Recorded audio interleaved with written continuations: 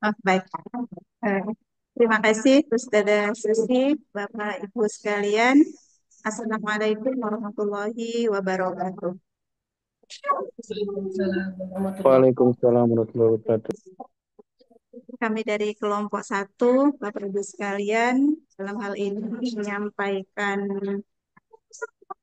makalah dengan judul Kedudukan Filsafat Ilmu dalam Pengembangan Teori Manajemen Pendidikan Islam.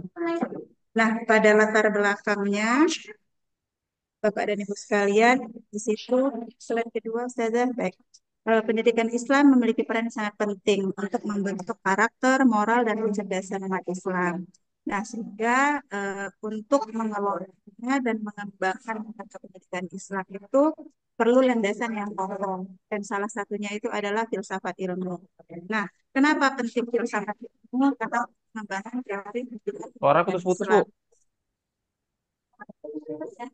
Putus-putus ya, Pak ya? Iya, Bu, nggak dengar, Bu. Oke, sebentar.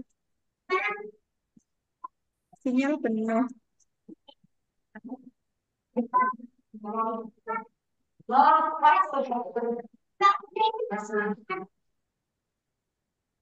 Baik, kami coba lagi ya, Pak ya. Kami lanjutkan. Nah, pentingnya filsafat ilmu ini sebagai landasan untuk pengembangan teori manajemen pendidikan Islam. Filsafat ilmu memberikan ilmu yang mendapat sifat, sumber, dan batasan pengetahuan.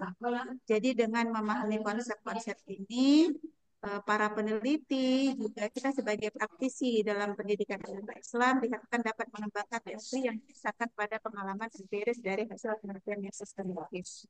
Itu yang menjadi latar belakang. Nah, kemudian selanjutnya, batasan yang menjadi rumusan masalah dan tujuan pembahasannya itu ada 4.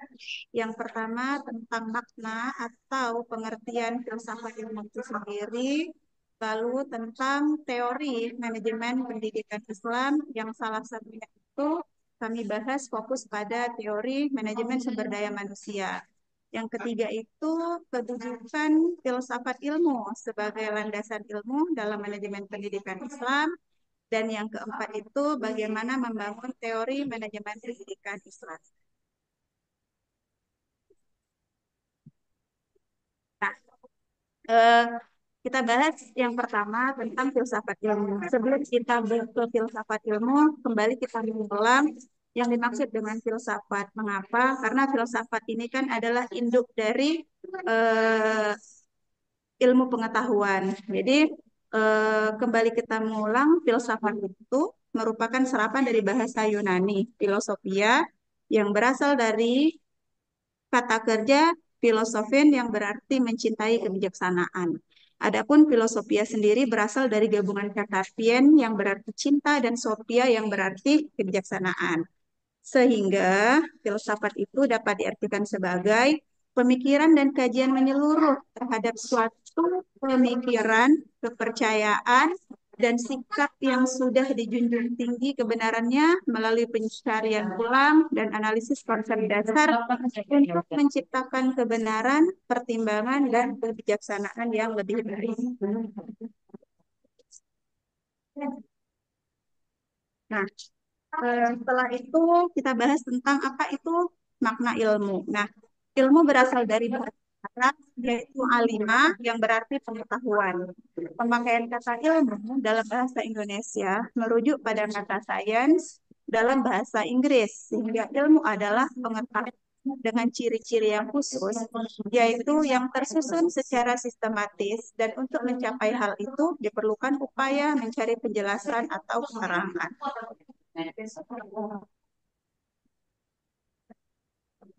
Nah, filsafat itu sendiri bermakna sebenarnya ada bermacam pendapat atau bermacam definisi filsafat menurut para ilmuwan atau para tokoh. Yang pertama di sini yang kami angkat yaitu menurut Peter Krauss, filsafat ilmu itu sebagai bagian dari filsafat yang kegiatannya menelaah ilmu dalam konteks keseluruhan pengalaman manusia. Sehingga filsafat ilmu itu secara lebih luas adalah cabang dari filsafat yang bertujuan untuk menganalisis mengenai ilmu pengetahuan dan cara bagaimana ilmu pengetahuan itu diperoleh.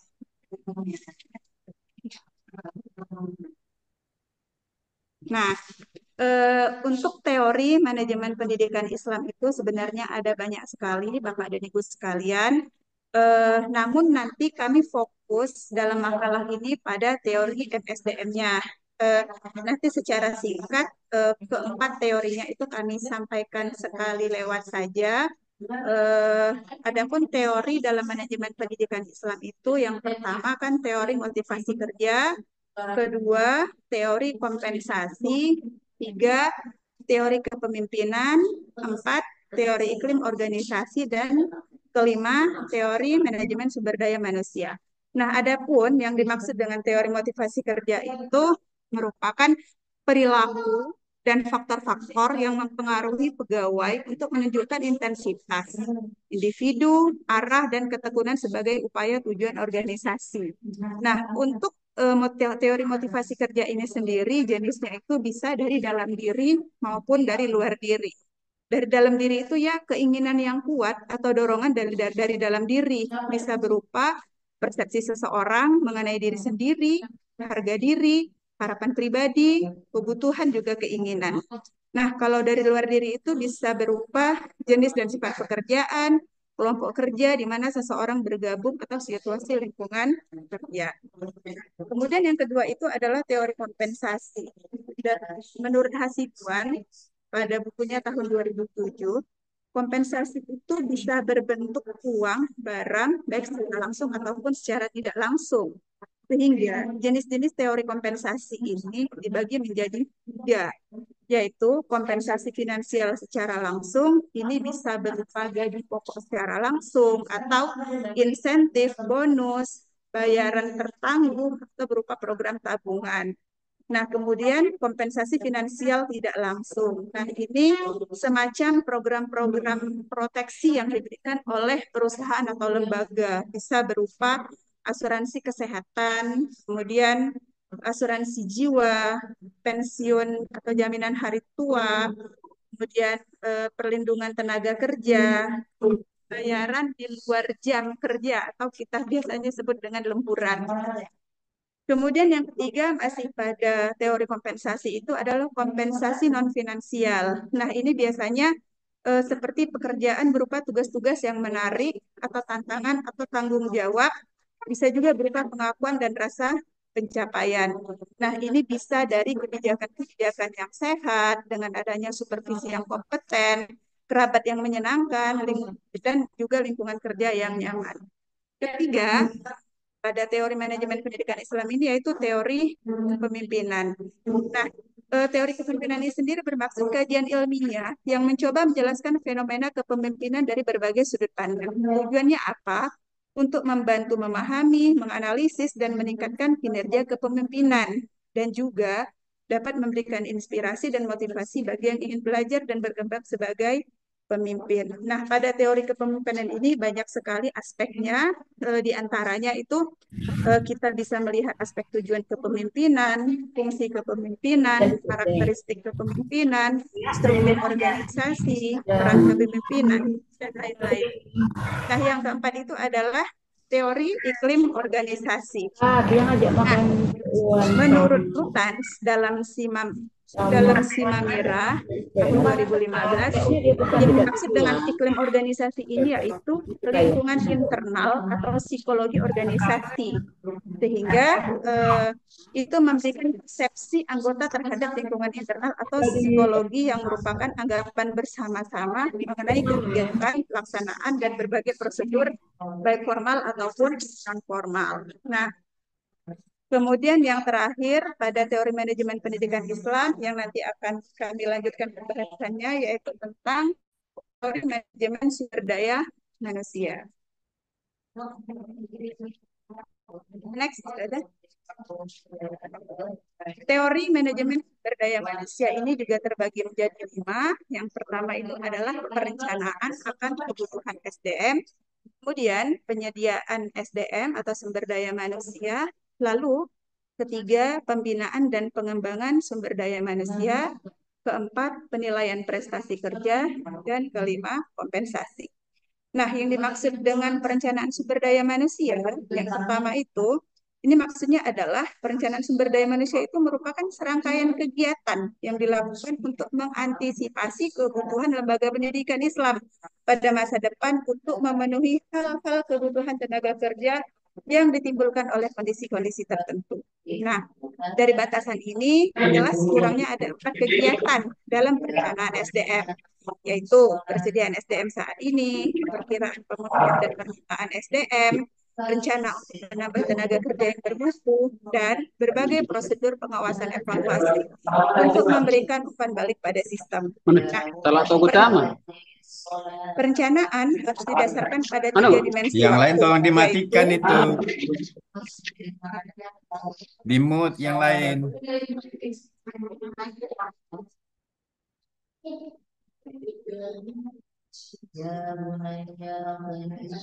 perencanaan harus didasarkan pada 3 dimensi waktu, yaitu masa lampau, masa sekarang, dan masa yang akan datang. Ibnul Mubarak, hadis riwayat Ibnul Mubarak itu, jika kamu ingin melakukan perbuatan atau kegiatan, maka pertimbangkan akibatnya. Apabila baik, lanjutkanlah, dan apabila buruk, menjauhlah. Artinya ini berkaitan dengan perencanaan, akan sebuah pertimbangan. Yang kedua, penyediaan sumber daya manusia. Langkah-langkah pengadaan SDM ini dimulai dari rekrutmen dan seleksi, teman-teman. Rekrutmen bisa berupa penginformasian ke dalam sebagai sumber internal, juga keluar sebagai sumber eksternal. Nah, jadi kriteria seleksi dibedakan menjadi 2 bagian, yaitu kriteria yang ditentukan oleh lembaga pendidikan tersebut yang bersifat umum sesuai dengan visi dan misi lembaga. Adapun kriteria khusus ditetapkan oleh pimpinan lembaga berbeda-beda sesuai dengan kebutuhan dan tingkatannya. Rekrutmen serta seleksi calon pegawai merupakan persoalan yang krusial, sehingga dalam hal ini Rasulullah bersabda dalam hadis yang diriwayatkan Imam Bukhari dan Abu Hurairah, yang artinya ketika suatu perkara diserahkan kepada yang bukan ahlinya, maka tunggulah saat kehancurannya. Nah, dari itu Islam mendorong untuk memilih calon pegawai berdasarkan pengetahuan, pengalaman, dan kemampuan teknis yang dimiliki. Yang ketiga, pembinaan dan pengembangan sumber daya manusia. Nah, ini ada beberapa perspektif pendekatannya. Di sini ada 2, yaitu pendekatan baik, yaitu pendekatan yang berorientasi pada penarikan rekrutmen sumber daya manusia. Dan yang kedua adalah pendekatan MEK, yakni pendekatan yang berorientasi pada pengembangan sumber daya manusia yang ada berupa pendidikan, pelatihan, dan bimbingan. Nah, antara pendidikan dan pelatihan ini memiliki perbedaan. Untuk pelatihan itu adalah proses melatih karyawan baru atau karyawan yang akan memperoleh penempatan baru dengan keterampilan dasar yang diperlukan untuk melakukan pekerjaan. Nah, kemudian yang keempat adalah penilaian prestasi kerja.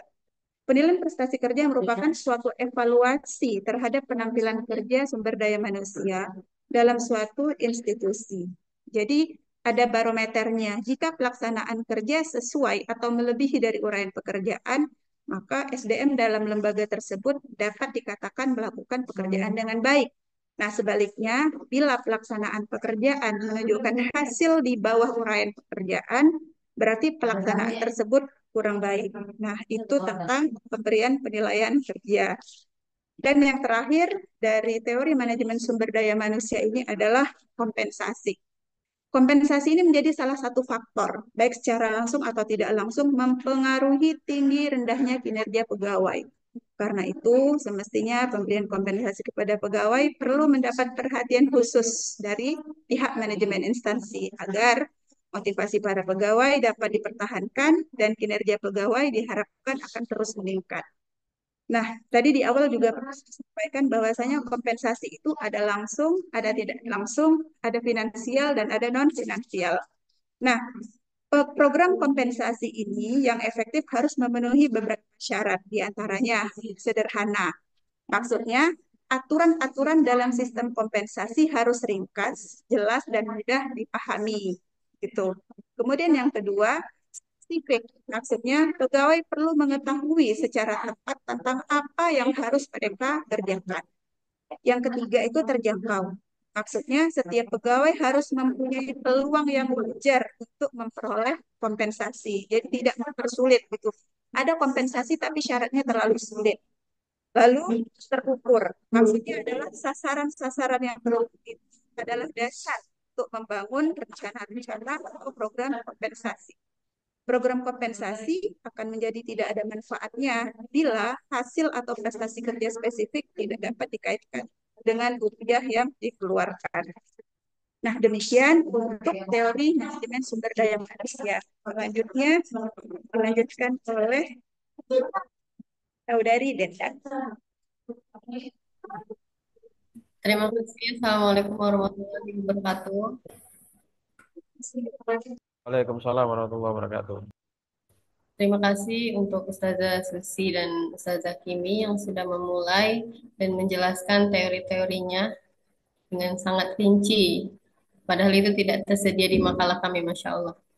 Selanjutnya yaitu untuk fokus kajian dalam makalah ini, bagaimanakah kedudukan filsafat ilmu sebagai landasan ilmu dalam pengembangan teori manajemen pendidikan Islam. Pada penelitian ini, kami ingin mempertegas kedudukan filsafat ilmu sebagai landasan ilmu dalam pengembangan teori manajemen pendidikan Islam. Oke, next. Kedudukan filsafat ilmu bertujuan untuk memberikan landasan filosofis dalam memahami berbagai konsep dan teori yang terlibat dalam disiplin ilmu tertentu, sehingga mampu memberikan ilmu pengetahuan, keterampilan dalam penalaran, penilaian kritis, pemecahan masalah kreatif, dan komunikasi. Keterampilan-keterampilan ini dianggap sebagai inti yang sangat penting dalam hampir setiap bidang kehidupan dan profesi. Oleh karena kan kemampuan intelektual dan praktis yang dapat diterapkan dalam konteks.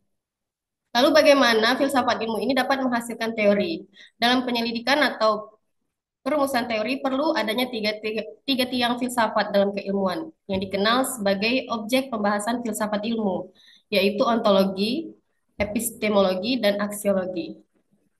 Pembahasan kami tidak akan mengkaji lebih jauh mengenai ontologi, epistemologi, dan aksiologi karena ada tema tersendiri pengertiannya untuk kita memahami sedikit. Sebelum nanti kita akan mengkaji lebih jauh. Ontologi adalah cabang filsafat ilmu yang berafiliasi dengan menggunakan prinsip mencari tahu apa yang akan terjadi. Selanjutnya, epistemologi memberikan dasar untuk diskusi tentang bagaimana cara kegiatan ilmiah didasarkan pada ilmu pengetahuan. Dan aksiologi, yaitu filsafat ilmu ini berkaitan dengan cara bagaimana menggunakan ilmu itu. Kedudukan filsafat ilmu ini menunjukkan bahwasanya filsafat ilmu berkontribusi sebagai sentral pengembangan teori ataupun dalam membangun teori. Dalam makalah ini kami mencantumkan dua kontribusi filsafat dalam pengembangan teori yang kami ambil dari jurnal yang ditulis oleh dosen kita sendiri, Bapak Imam Subekti dan kawan-kawan. Yang pertama itu kedudukan filsafat ilmu ini sebagai landasan pengembangan ilmu dalam pengembangan teori manajemen pendidikan Islam. Filsafat ilmu sebagai sarana pengujian penalaran teori ilmiah, prinsip kritis terhadap kegiatan ilmiah, dapat menjadikan seorang peneliti memiliki sikap kritis terhadap bidang ilmunya sendiri, sehingga dapat menghindarkan diri dari sikap solipsistik menganggap bahwa hanya pendapatnya yang benar. Itu adalah prinsip yang harus dipegang oleh para penemu teori. Selanjutnya, filsafat ilmu mampu menguji, merefleksi, mengkritik asumsi dan metode keilmuan dalam sebuah penelitian ilmiah. Sehingga sikap seperti ini mampu melahirkan sebuah teori keilmuan yang baru dan membuka kemungkinan-kemungkinan hal baru dalam penelitian ilmiah. Dalam pengembangan teori, ada 4 kemungkinan yang akan terjadi. Pertama, kita menyusun teori baru. Artinya teori ini belum ada sebelumnya dan kitalah yang menemukannya. Kedua, menemukan teori baru untuk mengganti teori lama.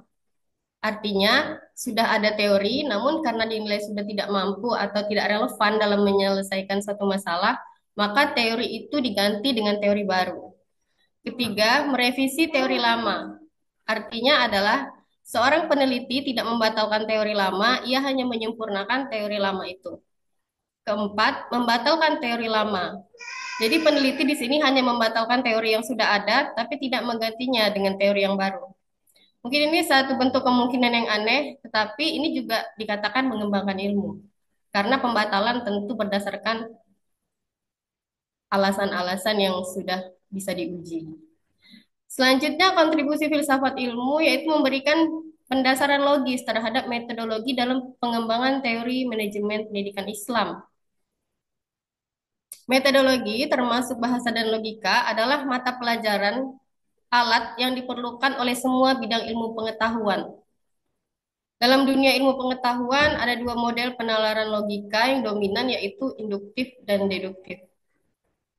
Penalaran deduktif, penalaran induktif adalah penarikan kesimpulan yang bertolak dari sejumlah data. Kita menarik kesimpulan mengenai semua fakta yang ada. Adapun penalaran deduktif, kita bertolak dari hal-hal yang umum, lalu menarik kesimpulan yang lebih khusus. Induksi dan deduksi ini adalah proses penalaran atau urutan untuk menarik kesimpulan. Sedangkan metodologi adalah ilmu yang membahas tentang berbagai macam cara atau metode yang digunakan untuk menemukan teori atau kesimpulan dalam bidang ilmu. Bapak Ibu sekalian, untuk sub terakhir yaitu membangun teori manajemen pendidikan Islam. Bagaimana meneliti tentang kedudukan filsafat ilmu menarik keinginan kami untuk mengetahui bagaimana sebenarnya teori manajemen itu dibangun. Setidaknya ada 5 langkah yang perlu diambil untuk membangun teori manajemen pendidikan Islam. Pertama yaitu pemahaman konsep filsafat pendidikan Islam. Jadi untuk membangun teori kita harus paham dulu filsafat pendidikan Islam. Karena teori manajemen pendidikan Islam itu sendiri dibuat untuk mencapai tujuan dari pendidikan Islam. Selanjutnya kita harus mengkaji sumber-sumber filsafat pendidikan Islam. Sumber-sumber filsafat pendidikan Islam itu ada 2, primer dan sekunder. Yang primer itu adalah Al-Quran dan hadis, dan sekundernya kita dapat dari filosof muslim. Yang ketiga, menyelidiki teori manajemen pendidikan Islam. Teori manajemen pendidikan Islam mencakup pengelolaan sumber daya, organisasi, koordinasi, dan kontrol dalam proses pendidikan. Banyak macam teori manajemen pendidikan Islam, seperti salah satunya yang sudah dijelaskan oleh Ustazah Kimi sebelumnya. Kita dapat mengkaji teori manajemen yang diambil dari filsafat pendidikan dan mengadaptasinya ke situasi pendidikan sekarang. Yang keempat, mengembangkan model teori manajemen pendidikan Islam. Kamar. Mengembangkan model teori manajemen pendidikan Islam. Berdasarkan pemahaman dan penelitian tentang filsafat pendidikan Islam dan teori manajemen, kita dapat mengembangkan model teori manajemen pendidikan Islam yang mencakup aspek-aspek penting seperti tata letak organisasi, sistem informasi, dan strategi manajemen yang sesuai dengan ajaran Islam. Terakhir, kita perlu menguji cobakan model teori manajemen pendidikan Islam yang sudah kita temukan formulanya. Bagaimana cara mengujikannya? Yaitu dengan melakukan survei atau eksperimen di lingkungan pendidikan Islam yang ada. Yang mana ini nanti bertujuan untuk mengidentifikasi keberhasilan dan kekurangan model teori manajemen pendidikan Islam yang dikembangkan. Dengan melakukan langkah-langkah ini, kita dapat membangun teori manajemen pendidikan Islam yang mencakup konsep filsafat pendidikan Islam dan relevan dengan praktik pendidikan di dunia Islam. Mungkin sekian paparan dari saya. Selanjutnya kami kembalikan kepada moderator, Ibu Ustazah Susi.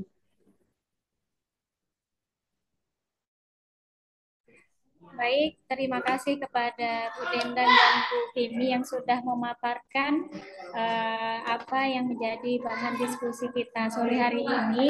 Kami berharap sekali masukan-masukan dan saran yang konstruktif dari Bapak Ibu sekalian yang cerdas-cerdas dan soleh-solehah. Mudah-mudahan bisa menyempurnakan makalah kami. Di sesi yang pertama, kami buka 3 pertanyaan ataupun saran dan masukan kepada 3 orang. Silakan Bapak Ibu. Pak Ketua sudah ini ya, yang pertama, Insya Allah. Disilahkan Pak. Terima kasih. Assalamualaikum warahmatullahi wabarakatuh. Waalaikumsalam warahmatullahi wabarakatuh. Ya, pertama saya ingin mengucapkan apresiasi yang setinggi-tingginya kepada pemakalah yang sangat luar biasa memaparkan landasan filsafat ilmu. Luar biasa, saya saja kalau membaca buku-buku atau jurnal-jurnal tentang filsafat ini agak sedikit pusing kepala. Tapi ini luar biasa, serikandi mahasiswa ini ya patut diapresiasi ya, luar biasa, Masya Allah. Eh, Mungkin saya hanya ingin sedikit menanyakan tentang tadi kedudukan filsafat ilmu terhadap manajemen pendidikan ya. Tapi tadi saya tengok tuh belum saya mungkin saya yang mungkin kurang memahami apa yang disampaikan. Mungkin bisa diulang lagi apa saja kedudukan filsafat ilmu itu terhadap manajemen pendidikan Islam. Itu yang pertama. Yang kedua tadi saya mendengar tentang pembatalan teori lama kemudian memunculkan teori yang baru. Nah, kalau kita di ilmu fikih itu mengenal istilah qaulul qadim dengan qaulul jadidnya Imam Syafi'i. Apakah di filsafat ilmu itu seperti itu juga atau bagaimana? Dan yang terakhir tadi mengenai referensi primer. Filsafat ilmu menyebutkan Al-Quran dan Al-Hadis. Maksud saya yang dimaksud dengan referensi primer dalam filsafat ilmu yang mengatasnamakan Al-Quran dan Hadis itu contohnya seperti apa? Terima kasih. Assalamualaikum warahmatullahi wabarakatuh. Waalaikumsalam warahmatullahi wabarakatuh. Terima kasih Bapak Ketua. Masya Allah. Tadi kami ingin menanyakan atau menegaskan kembali 3 pertanyaan dari Bapak. Yang pertama itu adalah apakah kedudukan filsafat ilmu terhadap manajemen pendidikan Islam, seperti itu ya Pak. Lalu yang kedua tentang filsafat lama. Mohon dibuka suaranya lagi Pak. Tadi ini. Teori pembatalan teori lama kemudian Pembatalan teori menemukan lama. teori yang baru. Baik. Lalu yang ketiganya tentang referensi primer Al-Quran dan hadis ya Pak ya. Baik. Terima kasih. Kami tampung dulu. Apakah ini sudah masuk 3 pertanyaan, mau langsung dijawab atau tambah pertanyaan lagi? Oh baik. Oke, jadi kami buka 2 orang lagi, berharapnya sekaligus bisa menjadi bahan untuk kami menjawab dari pertanyaan penanya Pak Ketua. Disilakan Bapak Ibu.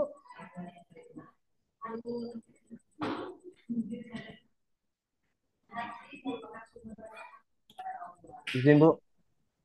Oke, Bapak Sukandar disilahkan Pak. Oke, Assalamualaikum warahmatullahi wabarakatuh.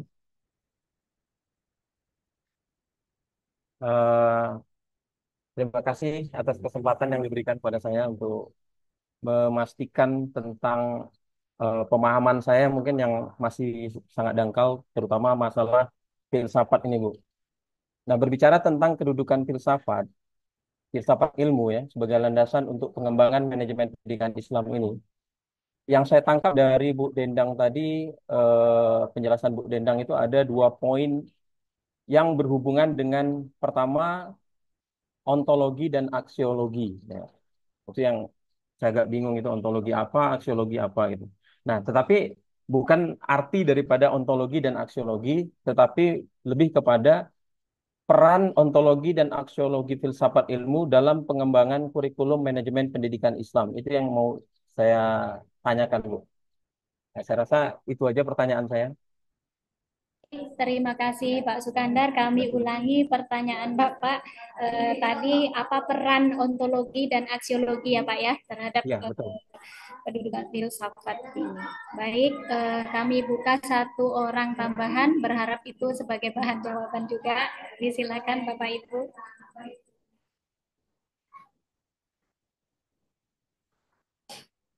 Mungkin saran-saran untuk makalah kami karena tadi sebelum ini di siang tadi sudah kita share, barangkali ada masukan-masukan untuk penyempurnaan makalah kami.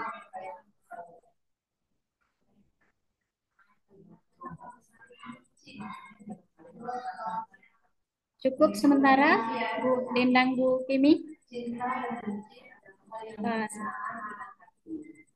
Sambil mungkin nanti kita menunggu juga pencerahan dari Pak dosen yang sedang Ini sebagaimana sabda Nabi, ini adalah bagian yang aku tidak sanggup menguasainya. siapa dulu Di Bu mata aku Dendang atau mau jawab mungkin dulu atau Bu Sukandar dulu disilahkan. Jangan apa ya. Izin Bapak Ibu yang lain tolong dimatikan di mute ya. Alhamdulillah. Ada Sepertinya ruangannya tidak kondusif, Bu Kimi.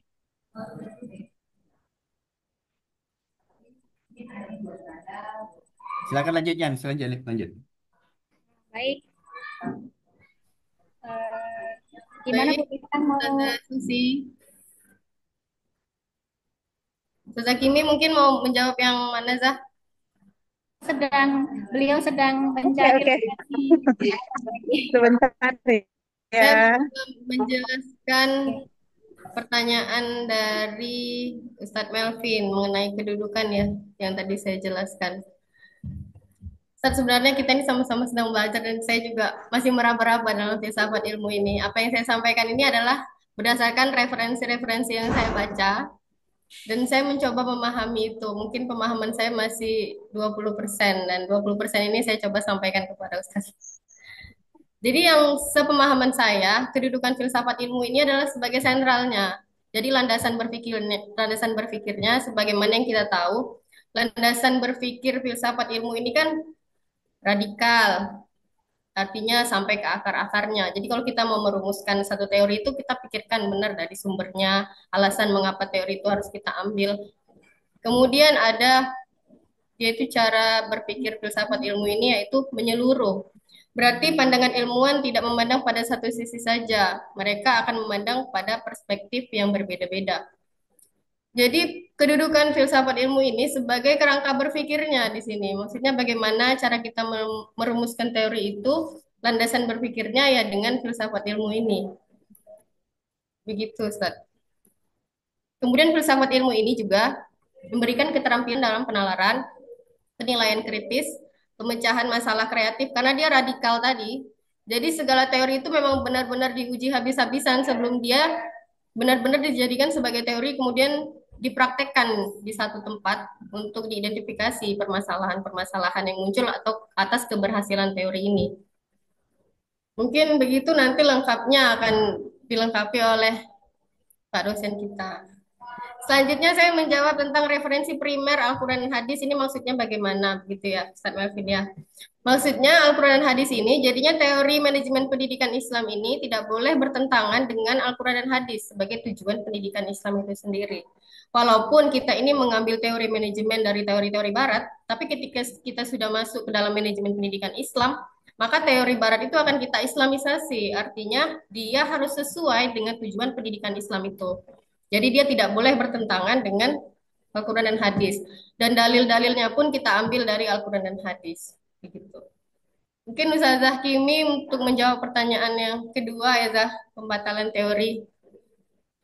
kami kembalikan dulu ke Pak Melvin, apakah jawabannya cukup memuaskan dari dua pertanyaan yang sudah terjawab dari Bu Dendang tentang bagaimana kedudukan filsafat ilmu tadi ya, karena sumber-sumbernya ya sudah kita harus berpikir kritis, lalu menyeluruh dan lain sebagainya.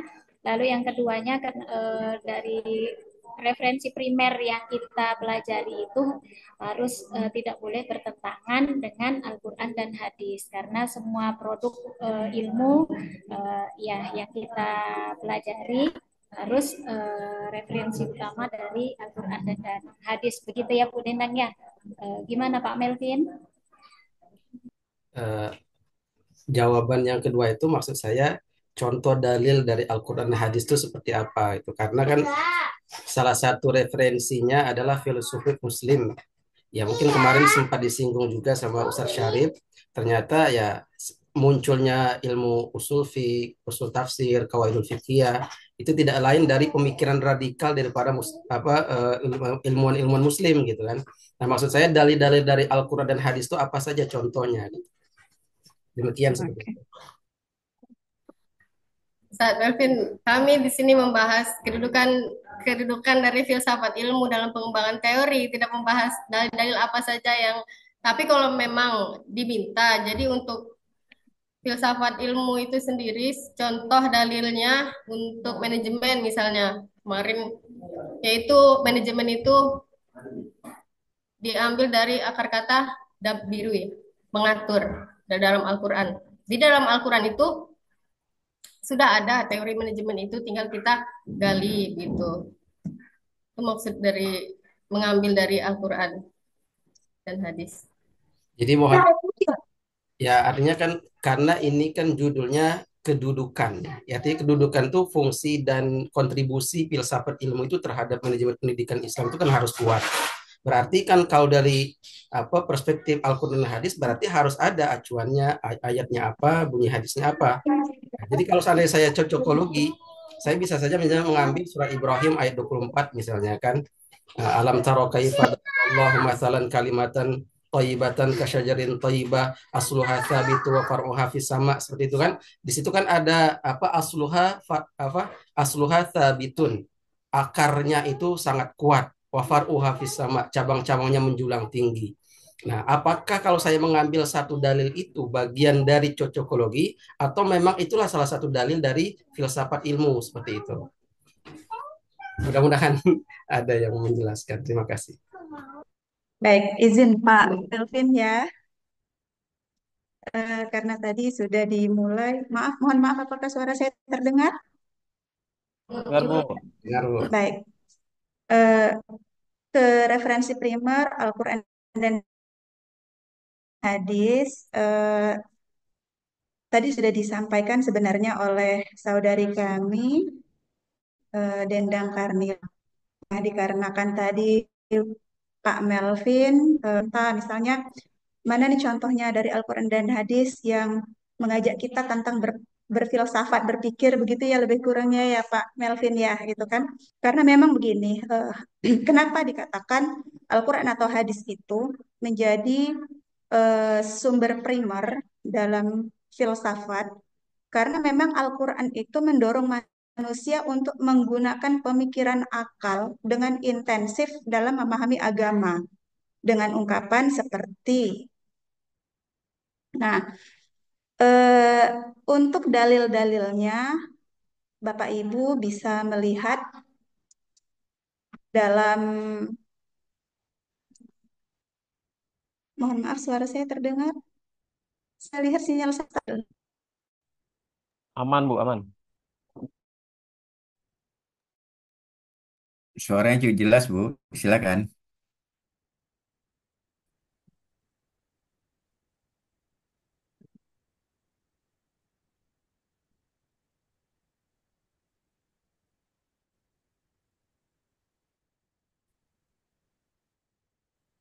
Ya, mohon maaf.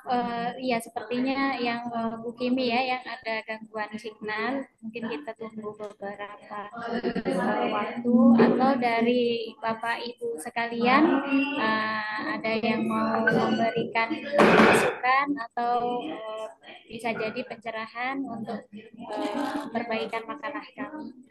Silakan. Sambil menunggu Bu Kimi. Cek sound, cek. Halo. Ini bisa? Ya, mohon maaf sinyal saya tak stabil ternyata. Saya bantu pakai Dilanjutkan perangkat ya. lain. Baik. Pak Melvin, kami lanjutkan. Mengapa tadi Al-Quran atau hadis dikatakan sebagai sumber primer?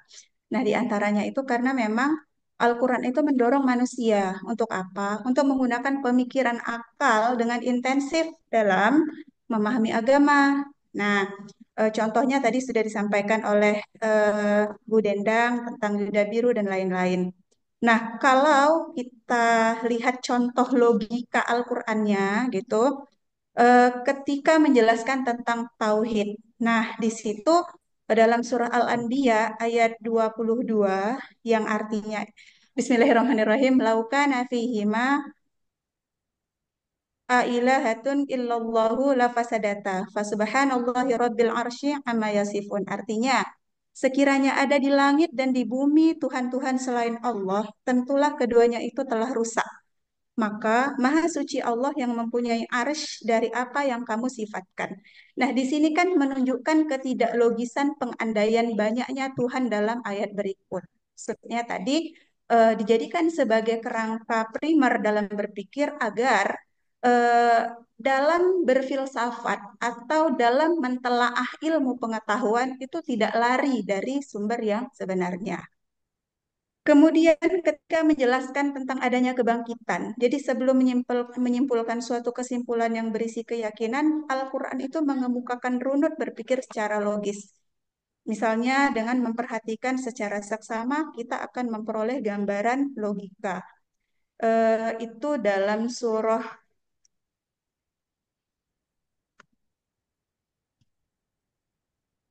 apa ini? Nah, dalam surah Al-Hajj ayat 5 sampai 7 juga dijelaskan. Kemudian dalam surah Al-Hajj ayat 5 sampai 7 tadi juga dijelaskan. Nah, itu Pak Melvin untuk penjelasan kami terkait yang mengatakan referensi primer itu bersumber dari Al-Quran dan hadis. Baik, Pak Melvin, apakah bisa diterima atau masih ada yang mengganjal biar kita ada pakarnya langsung Pak Dokter Imam nanti untuk memuaskan bagian pertanyaan atau hal-hal yang belum kita bersama saling pahami gitu ya biar untuk pencerahan. Izin Bu, kalau seandainya dalam Al-Quran tuh ada ayat berbunyi afala taqilun, tidakkah engkau berpikir gitu, atau afala tatafakkarun. Apakah ayat ini juga bisa dijadikan landasan dalam ilmu filsafat ilmu, Bu? Ya bisa dong Pak.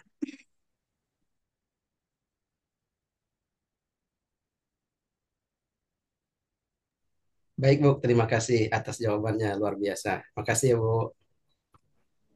Baik, Alhamdulillah meskipun mungkin belum puas, mari kita sama-sama belajar. Selanjutnya dari pertanyaan Masih eh, ada tentang teori lama, teori baru tadi ya, Pak Melvin ya. Bu Kimi mau Iya Bu. lanjut. Baik, semoga ini meraba-rabanya tak terlalu meraba-raba ya.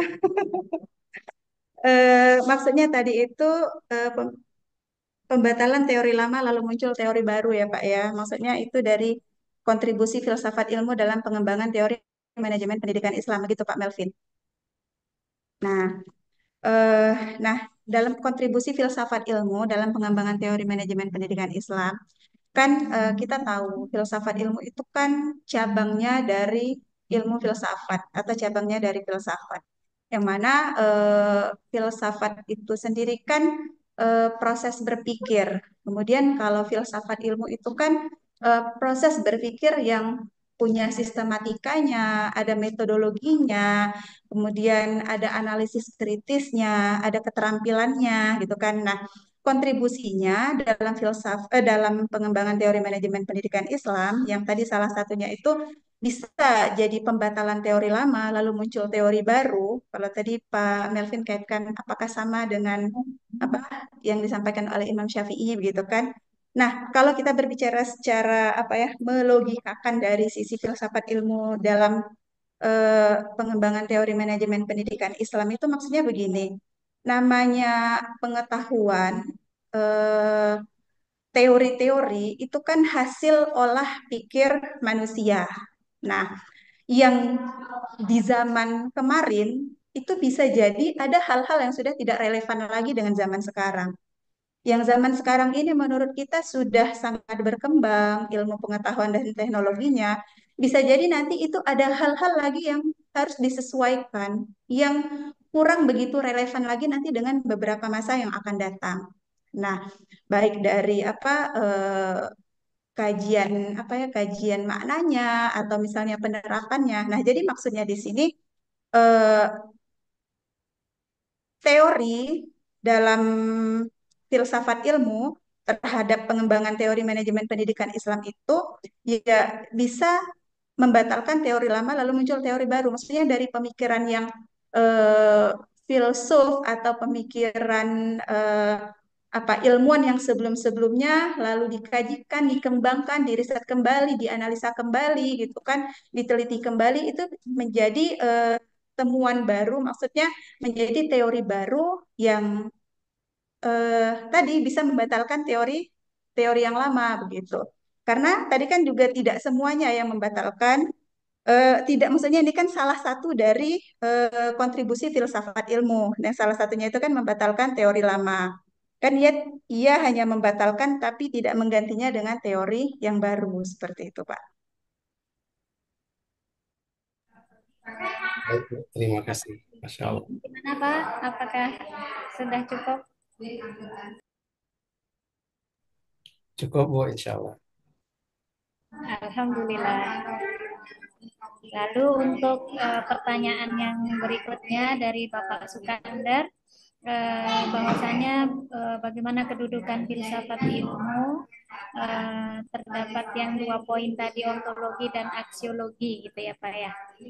Bagaimana perannya, Bu Dendang kira-kira mau ini menjawab? Ya, sudah. Baik, saya akan mencoba menjawab dengan berdasarkan dari artikel ilmiah penelitian dari Seputri dengan judul artikel Konsep Manajemen Pendidikan Islam, sebuah analisis aspek ontologi, epistemologi, dan aksiologi. Konsep Manajemen Pendidikan Islam.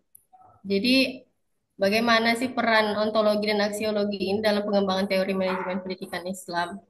Ontologi sendiri itu metafisika, yaitu membahas tentang apa sesuatu itu. Jadi kalau ditarik ke manajemen pendidikan Islam untuk membuat teorinya, maka yang perlu dipertimbangkan dari aspek ontologi itu yang pertama, apa hakikat manajemen pendidikan Islam? Itu dari aspek ontologi. Kemudian menyangkut hal apa saja manajemen pendidikan Islam itu, baik yang bersifat konkret atau bersifat abstrak. Jadi rumusannya itu berdasarkan ini tadi kalau dari sisi ontologi. Kalau dari sisi aksiologi, yaitu membahas tentang untuk apa sesuatu itu. Jadi kalau untuk merumuskan teori manajemen pendidikan Islam, tentu yang perlu dipertimbangkan apa kegunaan dan manfaat manajemen pendidikan Islam tersebut. Kemudian meliputi tujuan yang ingin dicapai. Kira-kira kalau teori ini dibuat, tujuan pencapaiannya itu apa? Dalam hal ini, mengapa manajemen pendidikan Islam diperlukan dan apa manfaatnya? Begitu, Pak Sukandar. Mungkin nanti kalau kurang lengkap bisa dilengkapi oleh Pak Dokter Imam Subakti. Karena kajian ini kami tidak mengkaji lebih jauh tentang ontologi aksiologi, kami hanya hanya di awal saja sekitar pengertian, nanti ada di pertemuan ke-7 membahas tentang ini lebih dalam. Oke, baik. Terima kasih, Bu, atas jawabannya. Apa?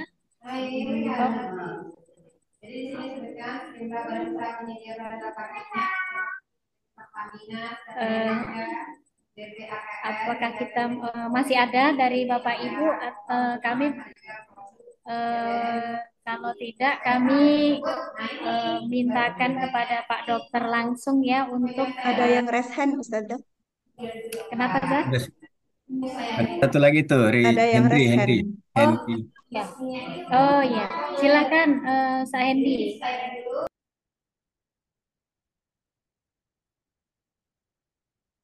Mudah-mudahan yang mati kamera betul-betul nyimak ya, supaya nggak berulang pertanyaannya. Kemudian pertanyaan juga banyak mengulang materi saya yang pertama dulu ya. Pertama, kedua juga saya sudah sampaikan ontologi dan sebagainya nanti diperdalam di apa di kelompok 7 ya. Jadi saya berharap tidak lagi mengulang pertanyaan dan segala sesuatu yang sudah dijelaskan di pertemuan 1, 2, dan 3 ya. Silakan lanjut. Itu ada 2 yang raise hand, silakan. Baik, Pak. Silakan Ustadz Hendy tadi. Silakan dibuka suaranya. Ustazah, apakah suara saya bisa didengar, Zah? Di sini lagi Alhamdulillah bisa agak badai dibuka. soalnya. Bisa didengar, Zah? Bisa. Oke, baik. Ini pertanyaan yang sebenarnya kajian yang menarik banget tentang filsafat. Ya, saya ingin menanyakan begini. Pertama, mohon maaf sini saya cari posisi dulu. Seperti sebenarnya kita harus duduk dulu apa yang disebut filsafat gitu. Kita jangan terjebak dengan seolah-olah filsafat itu apa gitu. Seperti yang disampaikan oleh Bu Dendang tadi, inti filsafat itu adalah penalaran kritis, penilaian kritis untuk memecahkan suatu masalah gitu. Jadi ketika seorang itu berpikir sebenarnya bisa disebut juga dia sedang memulai untuk berfilsafat gitu. Nah, di dalam hadis itu bukan hanya kaul kodim atau kaul jadid, yang mana kaul kodim ketika Imam Syafi'i berada di Irak, kaul jadid selama di Mesir gitu. Jadi keadaan suatu tipologi masyarakat itu bisa merubah fatwa juga gitu. Bahkan di dalam Al-Quran itu ada yang namanya nasah dan mansuh itu.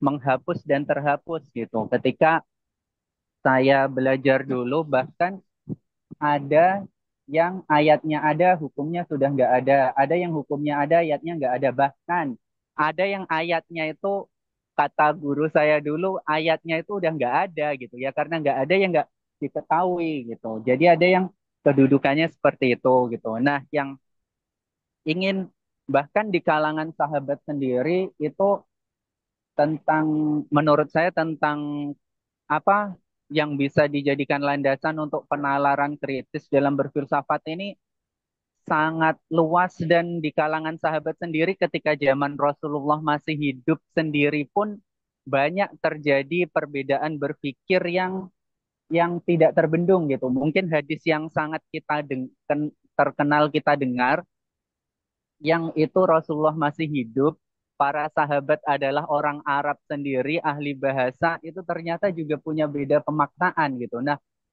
seperti la sholata ila fi bani Quraido gitu. Jadi ketika Nabi berpesan jangan kamu sholat kecuali nanti sudah sampai Bani Quraido. Nah, itu pun di tengah jalan para sahabat karena perbedaan berpikir itu terjadi apa ya? Terjadi hal yang berbeda dalam yang mereka yakini gitu. Jadi tentang filsafat dan berpikir ini memang mungkin sangat luas gitu. Yang ingin saya tanyakan gitu, tadi Bu Dendang bilang agar batasan kita dalam berpikir itu kembali kepada Al-Quran dan hadis. Nah, sementara Al-Quran dan hadis itu antara satu penafsiran dengan penafsiran lain itu bedanya juga cukup jauh gitu. Jadi sebenarnya ke, apa ya, sejauh mana batasan manusia itu untuk berpikir gitu. Bahkan maaf, Imam Al-Ghazali sendiri tentang akidah itu mendefinisikan Tuhan itu,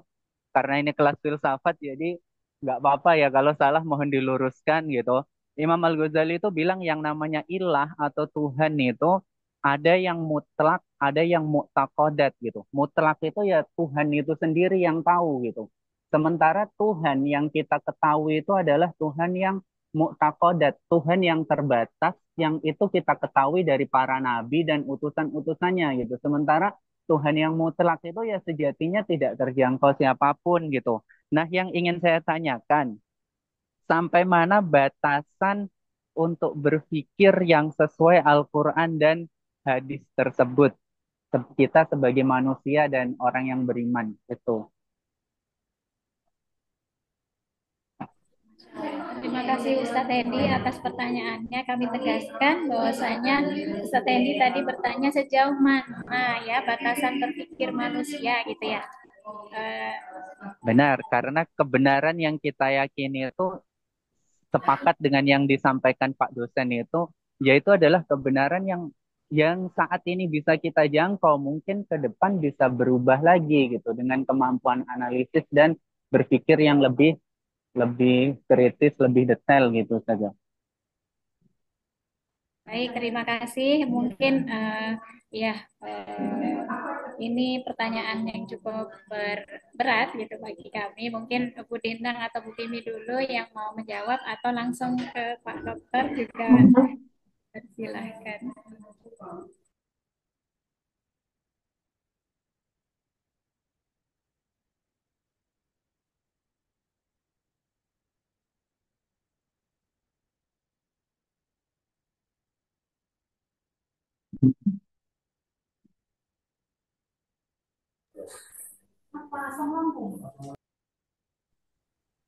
Izin, Bu Dendang sudah itu ya.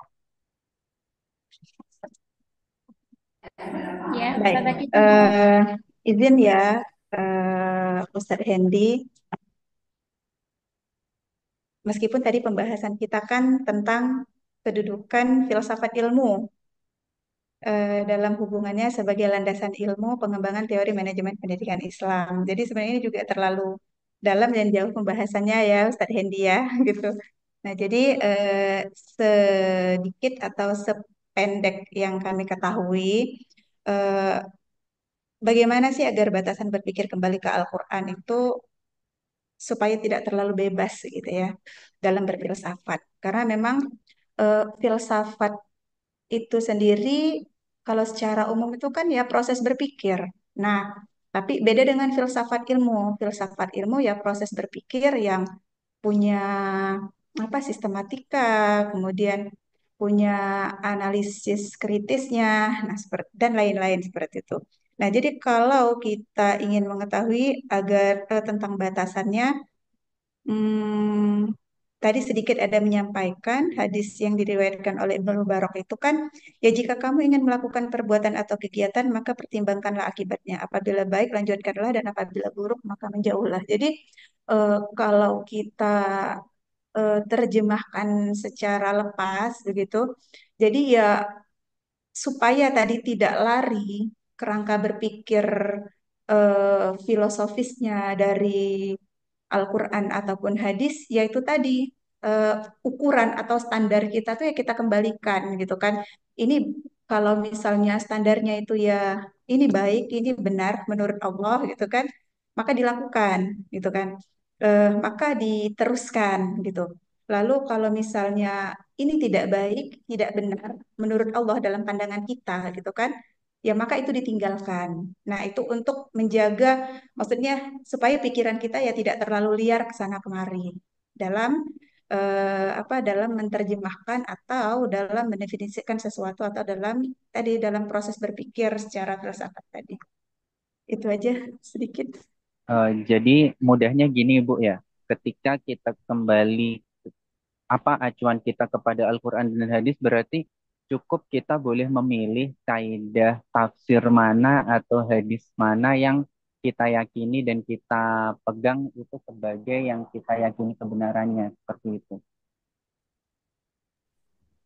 Menambahkan Ustadz Hendi, Iya Ibu.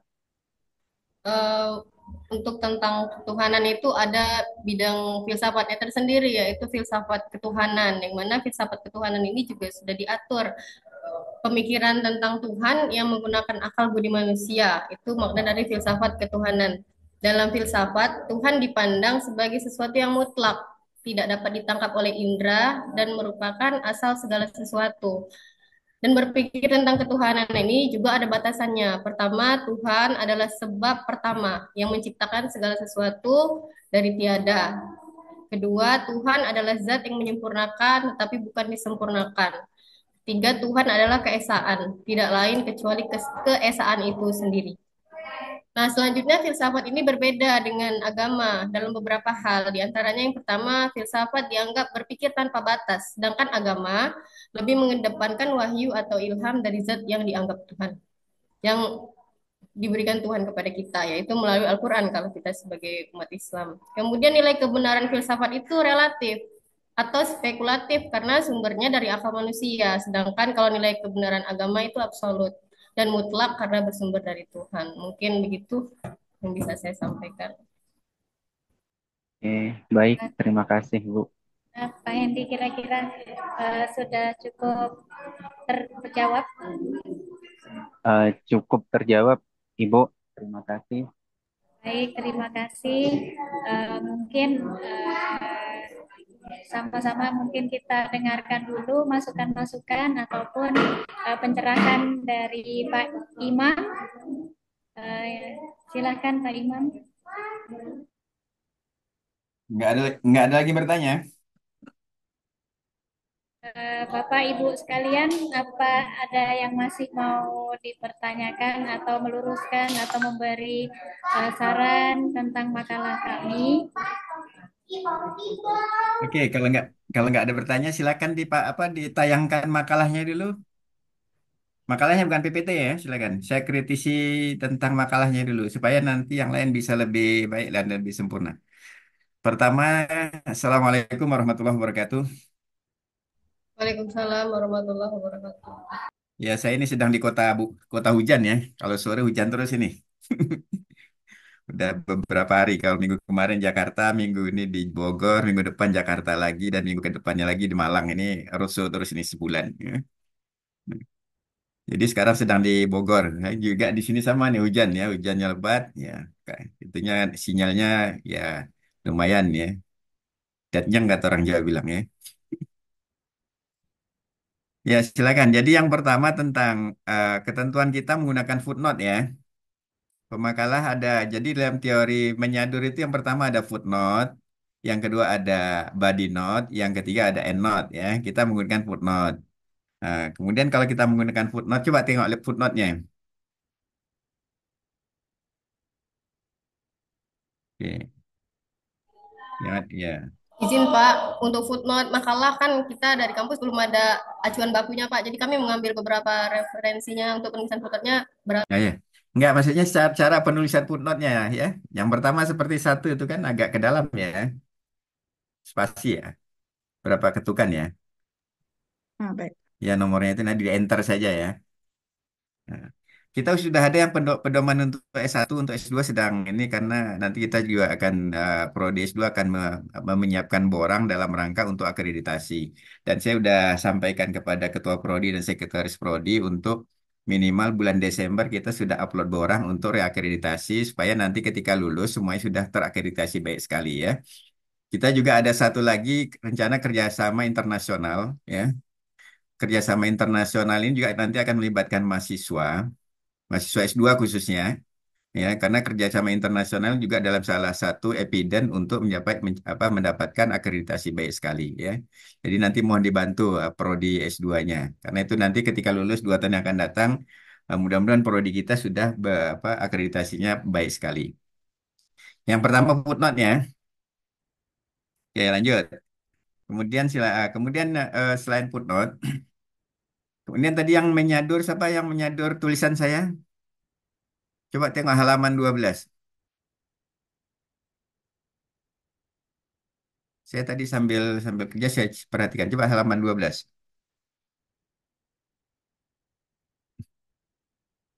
Itu apa salah saya dalam jurnal saya atau memang salah ketik di halaman 12? Ya nih. Ini baru halaman 5. Ini betul ya, Imam Subekti. Tulisan saya itu kan bersama 2 profesor tuh ya. Saya bertiga tulisannya. Kemudian saya halaman 12, 12. Terus oke. Ini di kontribusi lanjut. Kemudian di sini menghindarkan diri dari sikap solipsistik ini. Benar nyadurnya atau gimana? Benar Pak, Hah? Bentar Coba, Pak, saya cek jurnal. coba kembali ya. Sampai nyadur, Dendang. Pak, Denang. Ya, solid, sistik. Seperti singkat saya begitu tulisan saya. Pakai S satu lagi. Ya, nanti perbaiki ya. Ya Pak. Solid, sistik ya. Atau kalau kita punya sifat yang juga benar sendiri namanya solid sisme ya. Hmm, Oke. Dan lanjut, lanjut terus sampai terakhir. Bab penutup. Bukan, apa namanya? Rumusan masalah dulu, rumusan masalah. Jadi, yang namanya makalah itu yang pertama perlu kita ketahui yang pertama tentang rumusan masalah. Rumusan masalah itu harus menjawab judul ya. Saya kira rumusan masalah udah oke, empat ya. Empat, maka apa kajiannya, penelitiannya, tulisan kita harus menjawab rumusan masalah yang empat ini. Apa yang dimaksud dengan filsafat ilmu? Artinya Anda harus menjelaskan filsafat ilmu itu apa, supaya nggak ada pertanyaan seperti tadi. Sebenarnya filsafat ilmu ini kan sudah saya jelaskan di awal ya, beberapa dua kali pertemuan ya. Nanti kalau berarti kalau yang kemarin sudah ikut secara menyimak secara baik, saya kira tidak ada lagi pertanyaan tentang filsafat ilmu. Kemudian tentang Quran tadi, Quran dikaitkan dengan filsafat ilmu kan, saya kira sudah kemarin kan. Memang kalau kita bicara tentang filsafat ala Quran kan, atau Quran versi filsafat kan, sejak Quran pertama sekali turun kan sudah Iqra itu kan. Iqra itu kan juga filsafat, ya.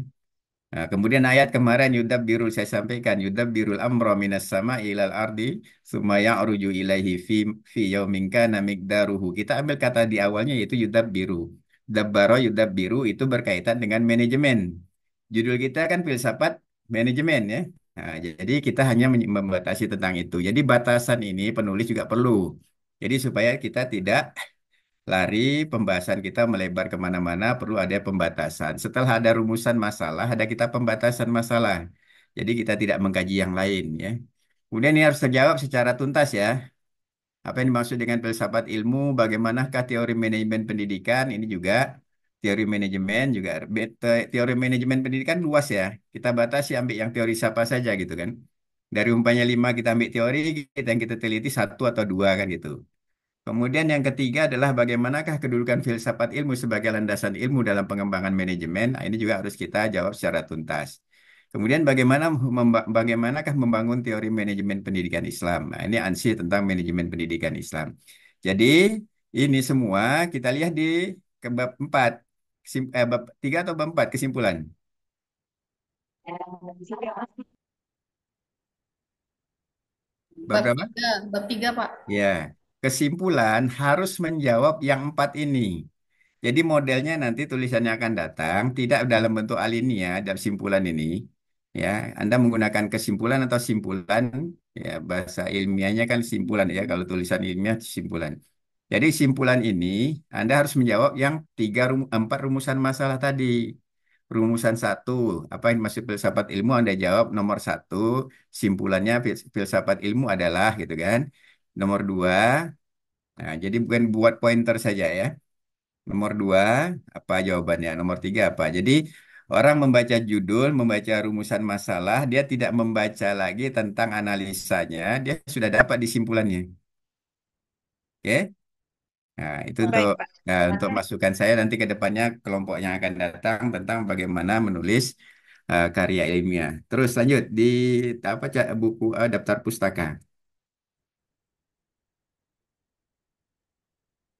Oke. Daftar pustaka sini saya tidak mendapatkan satupun tentang Al-Quran ini. Al-Quran dan tafsir. Itu pokoknya ya. Karena kan kita kembali ke manajemen pendidikan Islam. Pendidikan Islam sebagaimana di awal dulu kan kita kembali kepada teori-teori Al-Quran yang diterjemahkan dan ditafsirkan oleh para mufassir. Kita tinggal menyadur saja kan, menyadur. Kemudian kita ambillah pendapat para filosof Islam ataupun filosof Barat berkaitan dengan ayat tersebut. Jadi saya mohonnya minta rujukannya pertama itu adalah Al-Quran atau Al-Quran dan terjemahannya boleh. Kalau Al-Quran saja kan kita tidak memiliki ilmu tentang itu. Oke ya, itu tentang tentang makalah. Ini juga nanti bagi yang lain juga saya kira jangan sampai mengulang pada kesalahan yang sama. Kemudian tadi tentang filsafat, saya kira kemarin sudah saya jelaskan secara lengkap ya. Bagaimana qaul jadid, qaulul qadim, kemudian ada nasah wal mansukh kan gitu kan. Kemudian kalau kita bicara kemarin tafsir, tafsir yang pertama sama kemarin sudah saya nyatakan di pertemuan pertama ada disebut dengan tafsir al-Mikbas kan gitu. Ibnu Abbas penafsir pertama itu hanya menafsirkan kata demi kata atau disebut dengan kata tafsir mufradat. Atau kita-kita yang dulu pernah di mondok pesantren kan. Nah, pondok pesantren itu rata-rata kitab awalnya kan juga tafsir mufradat. Tafsir apa kira-kira Sukandar? Pertama sekali kalau di pondok pesantren? Atau tadi si Ustadz Hendy?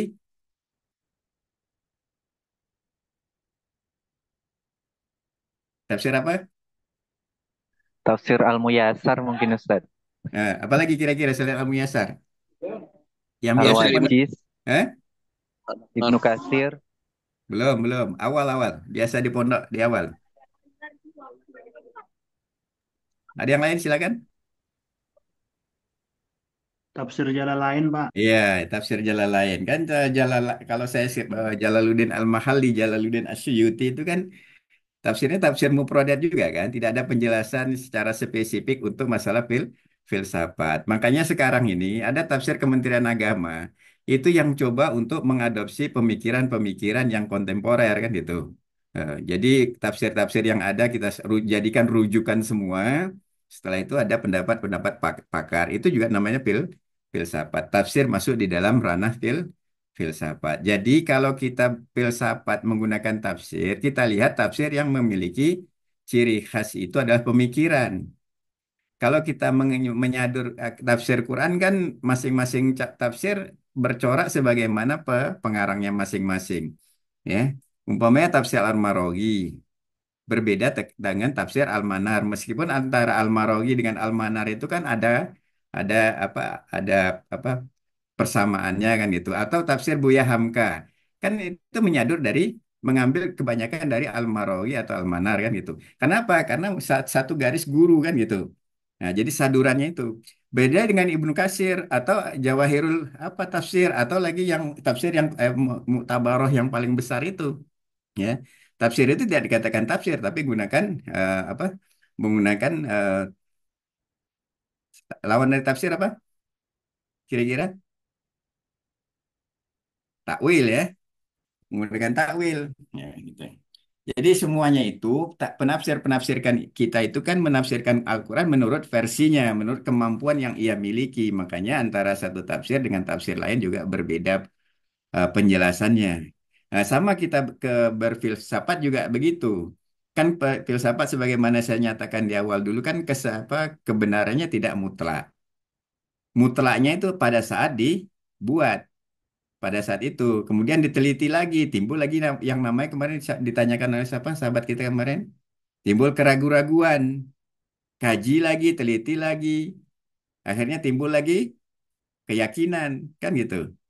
Ya, setelah itu dikaji lagi, timbul keraguan, makanya tidak ada yang namanya permanen, ya sementara. Jadi kalau kita bicara tentang filsafat, makanya filsafat ini tumbuh dan berkembang. Sama dengan fikih, fikih juga tumbuh dan berkembang kan gitu. Sesuai dengan kondisi alam, sebagaimana disampaikan tadi. Ya, ketika air banyak, menggunakan air seperti apa kan itu. Tapi kita tidak bahas tentang itu. Kemudian kalau dulu mungkin ada di antara Anda mungkin yang pernah kuliah saya di semester 1 di S1 ya, mata kuliah Ulumul Quran. Itu kan sudah jelas ya, sudah jelas dinyatakan semua ilmu-ilmu itu yang berkaitan dengan Al-Quran ya. Saya kira saya nggak perlu mengulang kembali itu. Jadi hari ini kan kita bicara tentang tafsir apa judulnya tadi apa maaf, filsafat dalam rangka untuk manajemen pendidikan ya. Jadi sebenarnya yang kita stressing kita itu tafsirnya adalah sebagai pembukanya saja, tapi manajemen pendidikannya itu pendidikan Islam itulah yang kita menjadi stressing utama. Kenapa? Karena nanti ketika kita bicara manajemen pendidikan Islam kan itu kan harus jelas ya. Nah, harus jelas sehingga kita berbeda dengan yang lainnya. Tidak sama antara kita yang tidak belajar tentang manajemen pendidikan Islam dengan orang-orang yang belajar tentang manajemen pendidikan Islam. Karena nanti ketika kita bicara tentang manajemen pendidikan Islam itu kan Minimal dengan kita mengetahui manajemen pendidikan Islam itu ada peningkatan ya. Ada peningkatan apa? Yang pertama adalah peningkatan akses, ya, akses di dalam pendidikan. Kemudian ada peningkatan mutu, kemudian ada peningkatan relevansi, kemudian ada peningkatan daya daya saing. Empat hal ini yang menjadi stressing kita setelah nanti Anda semua mempelajari tentang manajemen pendidikan Islam.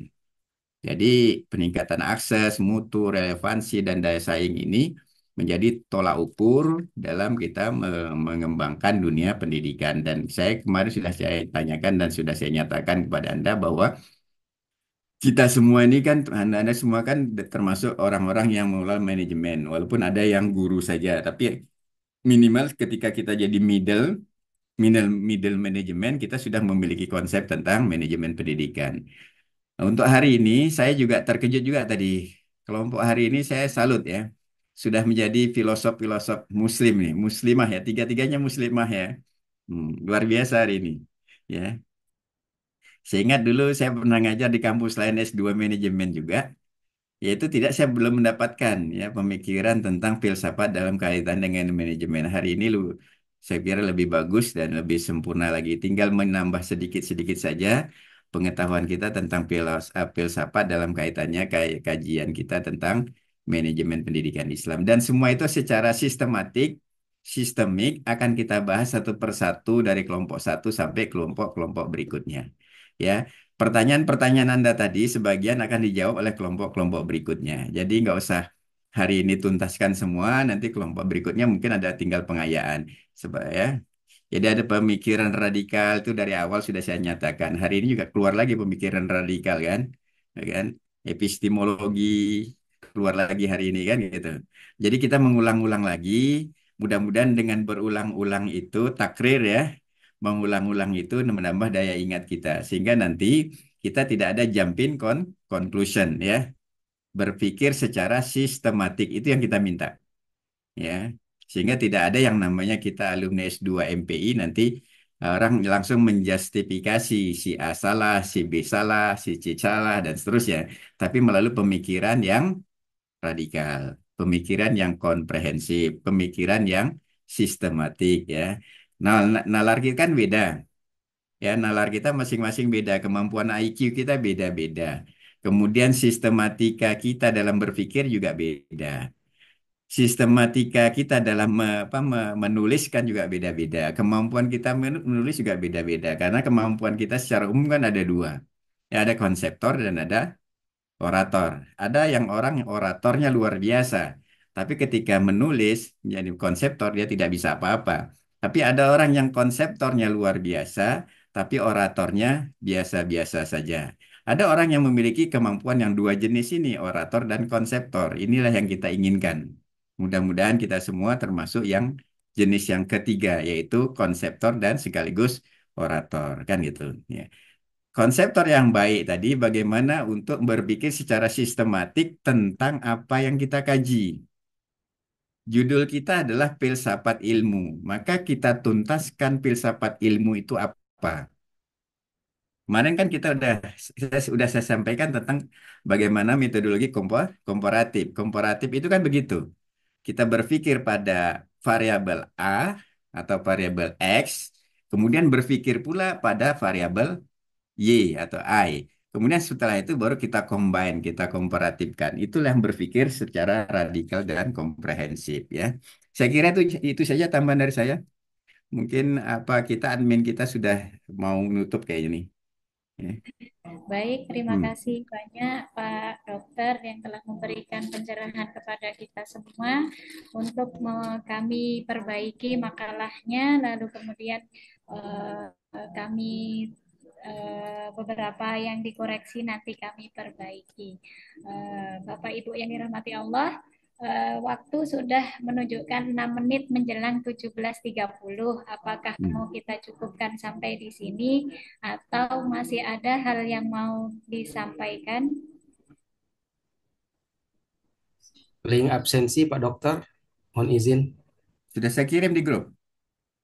Baik, terima kasih Pak.